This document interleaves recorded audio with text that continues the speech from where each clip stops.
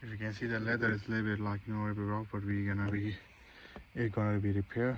We've already take the appointment for it, so it's gonna be repaired soon. So the inside is clean, tidy up. Bluetooth in it also. You can connect to the Bluetooth video system, Navy also. You can go, you can convert it to navigation. And it's got both front and rear parking sensor, if you can see here. And the good thing is that this car comes with a